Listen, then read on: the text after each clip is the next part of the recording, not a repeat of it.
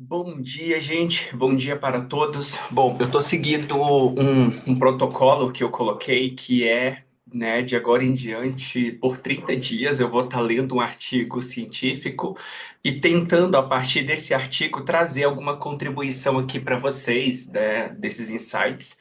Mas, em especial, eu estou produzindo material que eu ainda não consigo falar sobre esse material, né, de forma detalhada, aprofundada, mas a consequência de eu estar desenvolvendo esse material é que ele está me fazendo ter alguns insights, algumas propostas que eu estou tentando na clínica, no manejo terapêutico com os pacientes e também tentando na supervisão com outros profissionais.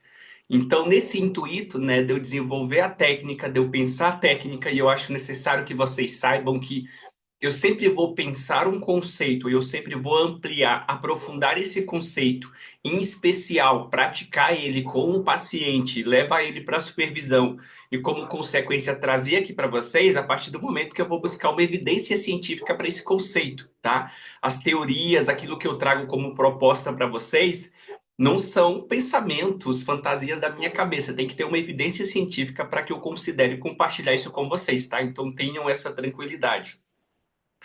Mas o fato é que a partir desses insights, desse trabalho que eu estou desenvolvendo, eu gostaria de compartilhar com vocês, né, um pensamento, uma ampliação acerca de um dos sete afetos e que isso talvez traga uma visão, né, um aprofundamento bastante importante para o manejo terapêutico de você com seus pacientes ou você no seu próprio percurso de autoconhecimento, de autodesenvolvimento. Mas garanto que o detalhe dessa ideia que eu vou trazer aqui, isso vai estar fundamentado num trabalho que eu estou produzindo aí, tá? Para daqui, sei lá, 6, 8 meses. Mas vamos lá.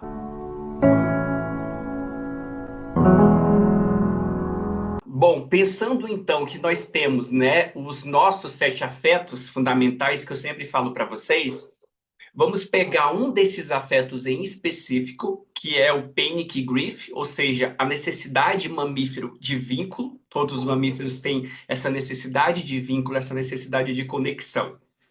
E aí eu sempre falo nos meus vídeos que quando foram mapear, né, essa estrutura, esse circuito cerebral, assim como a sua bioquímica no cérebro de todos os mamíferos, não somente humanos, mas também roedores, etc., o Jack Panksepp descobriu então, ele se surpreendeu ao perceber que nenhuma outra necessidade dessas emoções que eu falo, nenhum outro afeto iluminava ou ativava tanto as estruturas cerebrais de uma forma tão intensa quanto a necessidade de vínculo. Trazendo então a ideia de que a necessidade de vínculo é a nossa necessidade mais intensa, é aquilo que faz o ser humano percorrer, ter projetos, conquistas, ambições, etc. Por que que a necessidade de vínculo ela é tão importante mais do que qualquer outra necessidade afetiva? E aí eu estou te trazendo isso para que quando você for trabalhar com o seu paciente, você já tenha essa perspectiva de considerar que a maior parte do sofrimento, do discurso do paciente está apontando, na verdade, para a necessidade de vínculo que sequer ele tem conhecimento. Ou se ele tem conhecimento, ele está utilizando um mecanismo de defesa para esconder isso, né? Porque quem hoje em dia declara que tem necessidade de vínculo?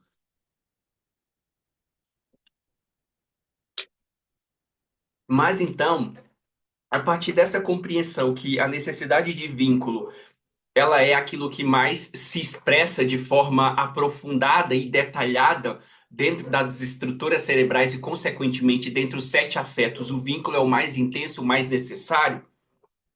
Vamos pensar por que que o vínculo ele é tão necessário, assim, se a gente olhar num contexto social. Por que que lá, neurocientificamente, a gente consegue comprovar que sim, o vínculo ele tende a atingir uma maior atividade neuronal do cérebro de todos os mamíferos. Mas no contexto social, como que a gente olha para essa necessidade? Uma das características das necessidades afetivas é que elas só podem ser supridas, elas só podem ser atendidas à medida que eu estou interagindo com o outro. Ou seja, a triste notícia é que eu preciso do outro para poder suprir as minhas necessidades afetivas. Se eu não tenho o outro, e aí o outro não significa um relacionamento conjugal, não significa a sua família em particular, não significa as pessoas do seu vínculo, da sua volta em particular, significa pessoas, humanos, assim como os outros mamíferos têm necessidade de um cuidador, alguém que traga para eles essa ideia de que eles vão sobreviver a esses períodos de vulnerabilidade do desenvolvimento, você também precisa ter isso. Mas a diferença do humano é que a gente não precisa ter isso apenas especificamente na fase de desenvolvimento, na infância. A gente continua tendo essa necessidade durante toda a nossa vida.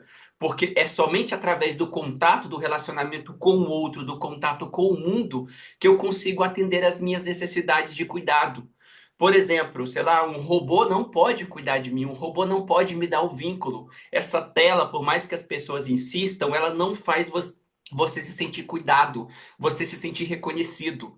Ter 300 milhões de pessoas te seguindo no Instagram não significa que você tem vínculo de qualidade, que você tem de alguma forma um relacionamento de qualidade, que você se sente validado.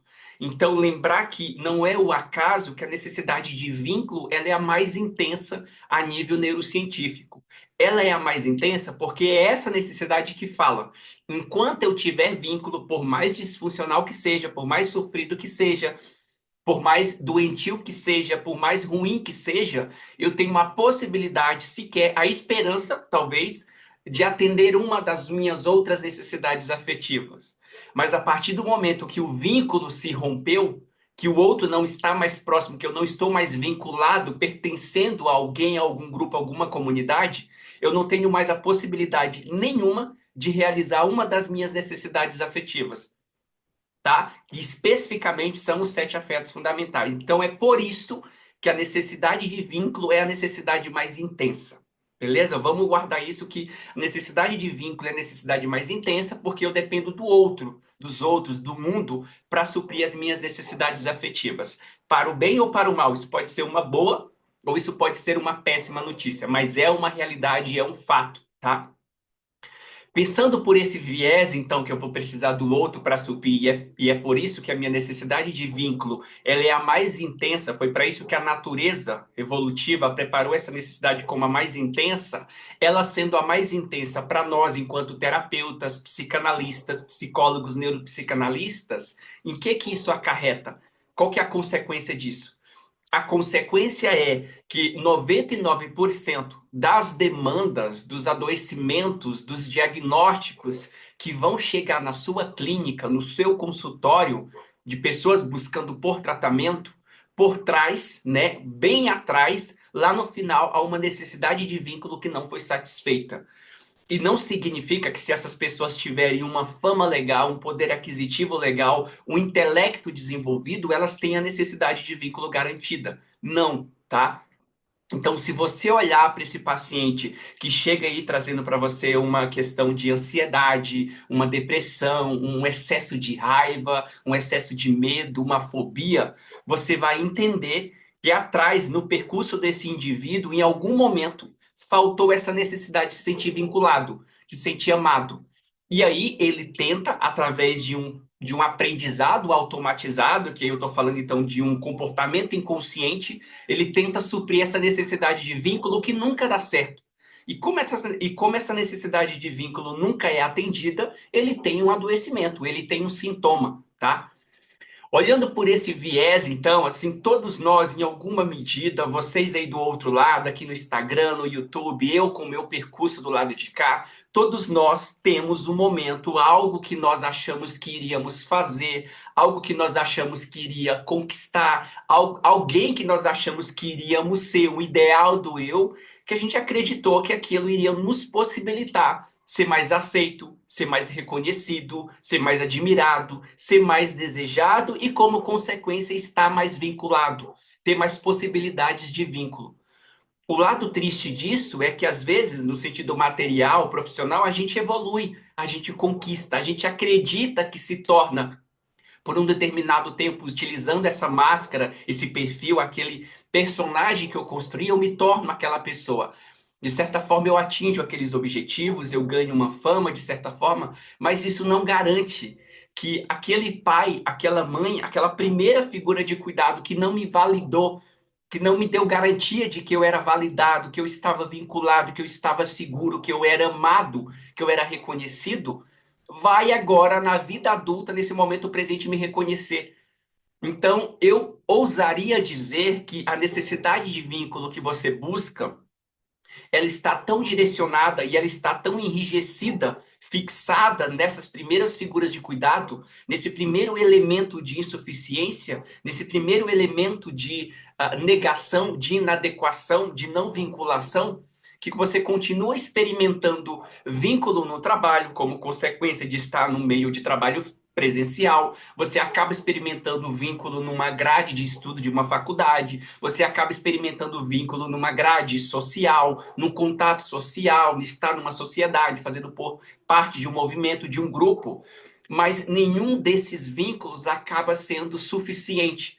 Porque o modelo que você automatizou, aquilo que você aprendeu que significa vínculo, teria que vir especificamente dessas figuras cuidadoras, desse pai e dessa mãe, que muitas vezes não estão mais presentes na nossa vida, no corpo físico.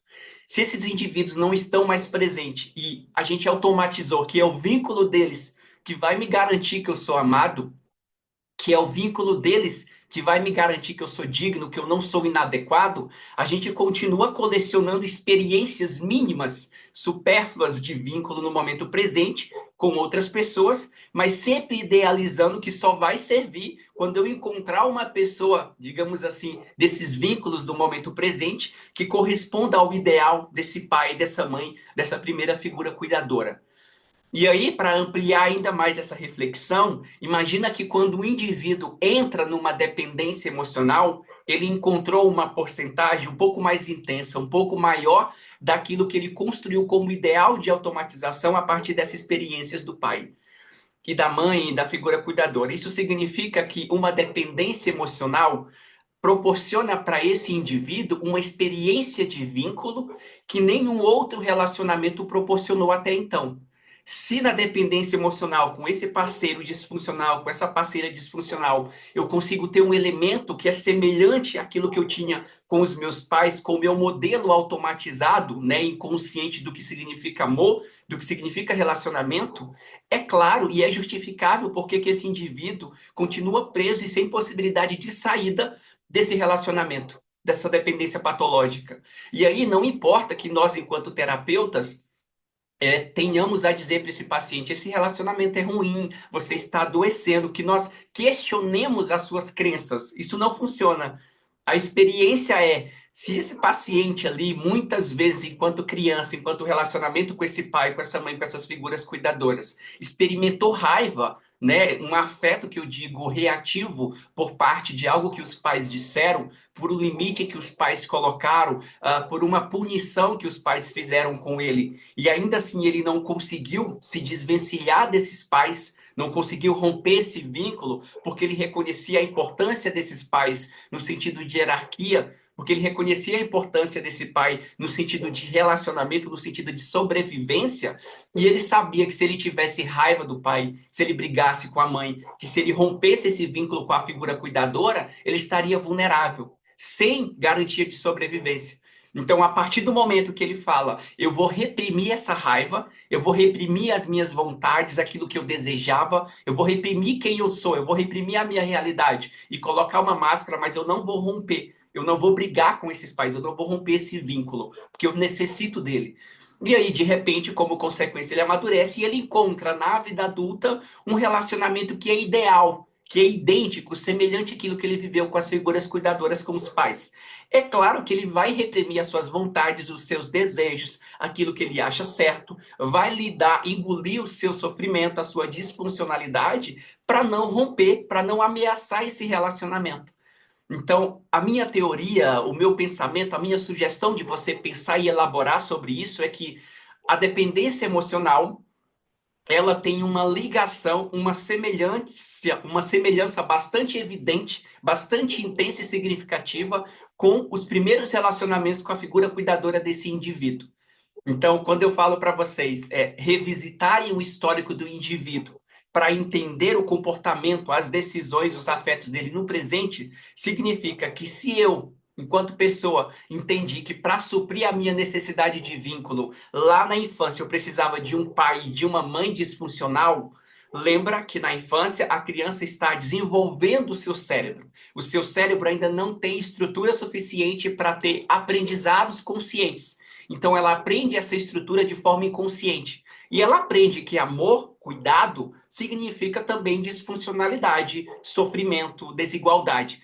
E a partir disso, então, esse aprendizado ele é automatizado. A partir do momento que eu automatizei, significa que ao invés dessa memória estar armazenada no neocórtex, podendo ser resgatado o tempo todo pelo hipocampo, essa memória vai ser consolidada, ou seja, automatizada, e vai ser jogada lá para as regiões subcorticais, as primeiras regiões a se desenvolver, antes do neocórtex. Ou seja, ela vai ficar armazenada no cerebelo, vai ficar armazenada na amígdala e vai ficar armazenada lá no glândulos basais, que são memórias proceduais, ou seja, memórias implícitas. Aquilo que eu faço sem que venha a minha consciência, eu só repito, tá?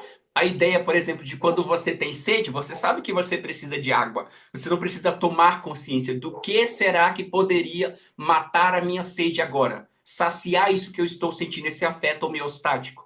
Simplesmente vem buscar água, porque buscar água supre a minha sede. Isso é um aprendizado automatizado, um mecanismo de sobrevivência, tá? Então a criança automatizou o que significa um modelo de amor, o que significa um modelo ideal de sobrevivência a partir dessas primeiras experiências com os pais. Quando isso é automatizado, está nessa região subcortical, significa que na vida adulta a criança agora um adulto olha para 1 milhão ou quase 8 bilhões de possíveis pretendentes, não que todos eles iriam querer agora esse adulto, mas existem lá quase 8 bilhões de possibilidades, de escolhas. Olhando para esse indivíduo, uma em específica chama a atenção, né, desse adulto. Uma específica chama a atenção dessa pessoa. A gente fala, rolou a química, gostei daquela pessoa, alguma coisa nela me atraiu. Essa química nada mais é do que essa memória automatizada vindo à tona e dizendo assim: essa pessoa corresponde às características essenciais para o amor acontecer. Essa pessoa corresponde às características essenciais para aquilo que você lá na infância automatizou como modelo de amor, como possível chance de suprir a sua necessidade de vínculo. Então, entre todas essas opções, a pessoa escolhe uma e se relaciona com aquela pessoa. E aqui é a ideia, não importa o quanto é disfuncional, não importa o quanto a pessoa sofre, ela tem ciência do sofrimento, ela tem ciência do quanto faz mal, ela tem tanta ciência, até mais do que a criança tinha ciência quando o pai e a mãe faziam mal para ela, quando era um relacionamento disfuncional, mas ela necessitava. Assim como agora consciente adulta, ela continua nesse relacionamento, tá? Então a ideia é que as dependências emocionais tendem a reviver, ou de certa forma, né, reinterpretar, reencenar essa primeira cena lá da criança se relacionando com o modelo de vínculo com o pai ou com a mãe. Tá? E aí as possibilidades de ampliação através da teoria do apego, como por exemplo, sei lá, um tipo de apego ansioso, um tipo de apego evitativo, também vão influenciar a dinâmica desse relacionamento agora, tá? Desse momento presente. Mas para além disso, assim, a gente conseguiu pensar então nessa possibilidade da dependência, meio que trazendo à tona esse modelo de relacionamento lá com os pais. Vamos pensar agora por que que eu disse que o vínculo, né, e eu afirmo muito isso, é a necessidade mais evidente. Se antes, lá no tempo da psicanálise, eu sempre falo, quando Freud criou a psicanálise, o que era reprimido até então era a sexualidade. O sexo era reprimido.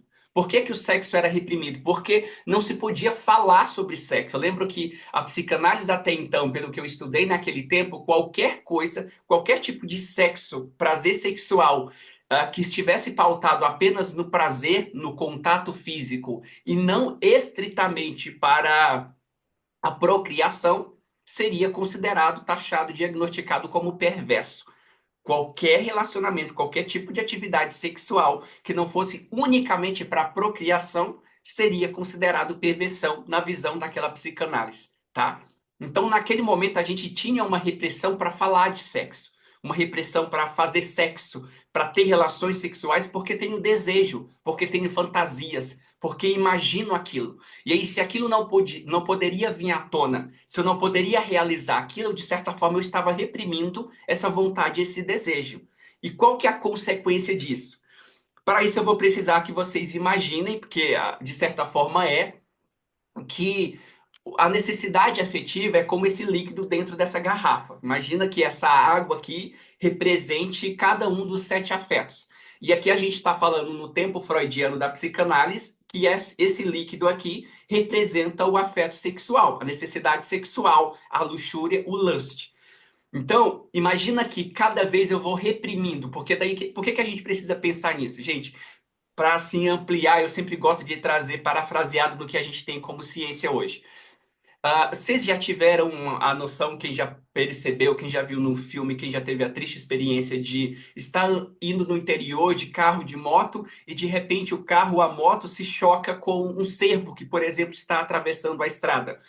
À noite acontece muito isso. Assim que o cervo ele é atingido por esse carro ou por essa moto, esse choque, e ele felizmente consegue sobreviver, o que acontece é a primeira coisa que esse cervo, que qualquer animal que tenha uma experiência traumática faz após levantar, é se sacudir. Então ele sacode o seu corpo, ele chacoalha o seu corpo, porque ele precisa liberar uma energia de trauma que está ali dentro, que é o cortisol, a noradrenalina que veio à tona. A partir do momento que essa noradrenalina, que esse cortisol, ele é elevado, significa que o animal precisa reagir. Mas se o animal não reage, ou seja, se ele não se sacudisse daquele jeito, aquela energia traumática estaria, de certa forma, ainda em atividade no seu corpo. Todo animal que passa por uma experiência traumática, um cachorro, um gato, etc., eles vão se chacoalhar após levar esse choque, após passar por essa experiência traumática. E quando ele está se chacoalhando ali, nada mais é do que um sistema de sobrevivência, um instinto. O que ele está fazendo é liberar aquela energia do trauma, aquela energia do cortisol, aquela energia que fez ele ficar em estado de alerta. Se ele não fizer isso, ele está traumatizado. Pouquíssimo, assim, conta nos dedos as espécies de animal que a gente consegue dizer que está traumatizada a partir de um evento. Por quê? Porque eles têm esse instinto de descarregar essa energia, de sacudir o corpo para liberar essa energia do trauma.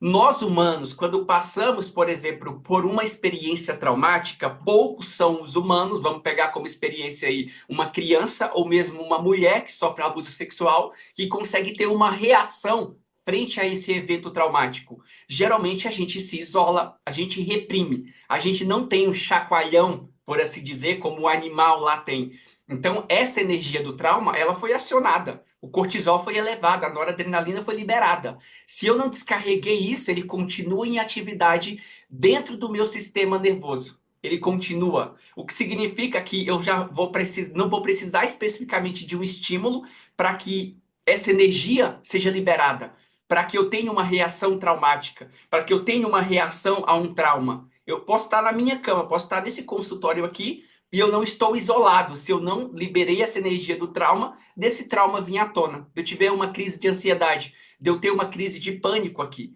porque não é sobre mais o perigo eminente presente, é sobre o sistema nervoso que está parafraseando como um fantasma essa energia do trauma, tá?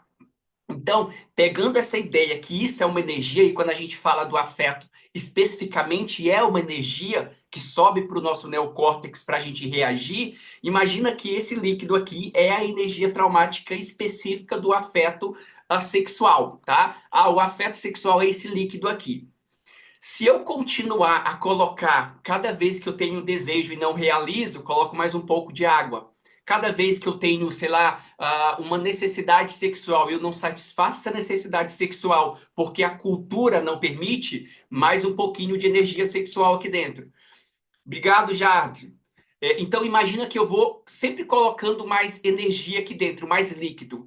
Eu estou represando essa água, você concorda? Eu estou represando ela.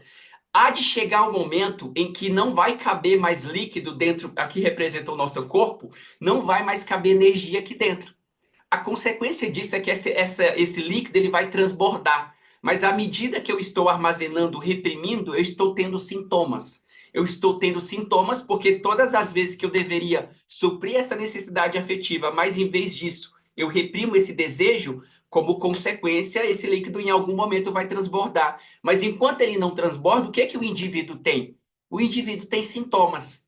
Especificamente, como eu sempre trago isso, na época freudiana, a repressão ela era muito mais feminina. Até então, os homens tinham as suas aberturas, os seus escapes, por assim dizer, para suprir as suas necessidades. As mulheres não. Então, as mulheres eram as que mais reprimiam esse desejo, essa energia sexual, esse afeto lust. E, como consequência, as mulheres apresentavam sintomas como a histeria. E eu sempre falo que a psicanálise nasceu como uma ferramenta de escuta ao feminino. A partir do momento que você poderia falar, reagir, esbravejar sobre o que estava acontecendo, é uma energia que está se liberando, que está aliviando, mas não totalmente, tá? Então, partindo desse ponto que isso aqui era lá no tempo do Freud, o sexo ele foi reprimido, a gente teve como sintomas a histeria muito característica. Agora imagina no momento presente, né, nesse tempo contemporâneo, qual que é esse líquido que vocês acham que está sendo reprimido aqui dentro? No nosso momento presente, qual que é o afeto, né? Se a gente está usando a ideia de fazer uma contenção, uma represação desse líquido, qual que é o afeto na nossa cultura? Qual é a necessidade afetiva que vocês acham que nós não realizamos? Que nós não conseguimos suprir? Me digam aí. E eu já vou dizer, podem chutar aqui no Instagram, podem chutar aqui no YouTube. E eu já vou dizer, não é o sexo, posso garantir. O sexo não é, porque hoje a gente tem muitas possibilidades de liberar energia sexual, né? Mas o qual você, e dos sete afetos lá, dos sete afetos, qual vocês acham que é a energia que a gente está reprimindo? Vocês conseguem chutar aí nos comentários? Aqui no YouTube, no Instagram?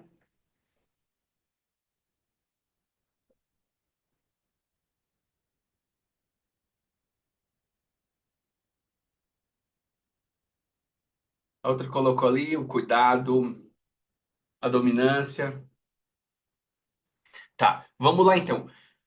Dentro dessa minha teoria, assim, do que eu venho percebendo e que eu falei que neurocientificamente o afeto mais intenso é o vínculo, a energia que nós estamos reprimindo dentro desse recipiente, o que nós estamos represando dentro desse recipiente, gente, nada mais é do que a nossa necessidade de vínculo.